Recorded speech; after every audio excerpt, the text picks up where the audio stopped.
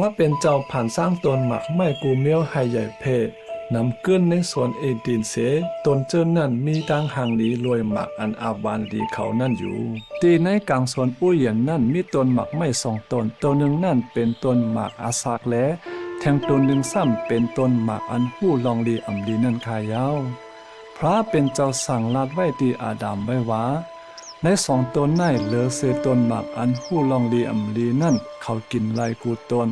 อ๋อเมื่อเตอำไล่กินต้นหมากนั่นเมื่อแล้วเมื่อกินจึงเมื่อตักแต่อามันขันเป็นอว่าเป็นเจ้าปันตั้งดอนแล้วตีอาดัมให้มันเลิกเอาเสปุ่นเตียให้มันเนตั้งหักต่อเจ้าพระเลยตั้งอันถอบออกความมันเจ้าฮื้ออำถอมฮื้อนั่นก้นนั่นเลยขามตั้งอันผ่านสร้างมาปุ่นเตียหักพระและขามตั้งอันผ้าเป็นเจ้าหักตั้งหักในป้ออ่ำมีตั้งเลิกอันรอดแล้วจึงมันอ่ำจัดจากไรสังว่าอ่านตามถอมเอาความพระเป็นเจ้าจึงมันเตมีจัดปานอันดีงามรวยพระเป็นเจ้าตาเสสังว่ามันอ่ำถอมเอาจึงมันเตไลหู้ลองตั้งตายและลองตั้งยานไก่กันตั้งพระนั่นเย้า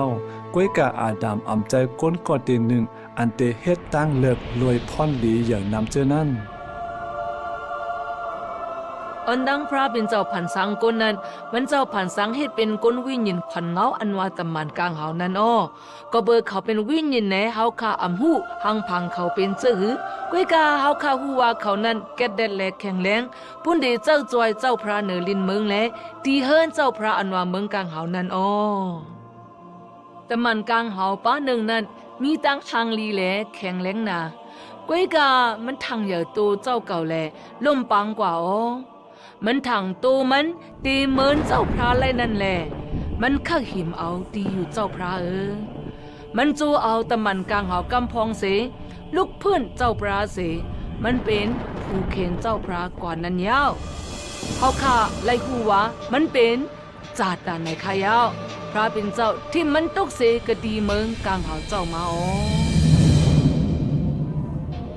ตำมันกลางหาวซื้อจอมหลังจาดานนั้นเดาเหลียวไล่ขามห้องว่าผีให้ใน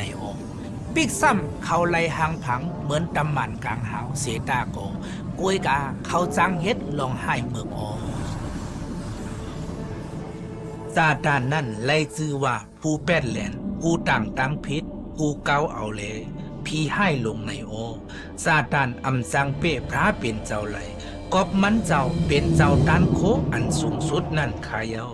เตมีวันหนึ่งซาตานตั้งผีหุบผีให้มันนั้น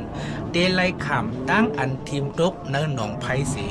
ตีนั้นเขาเตไลขำเจ็บแสบตาเส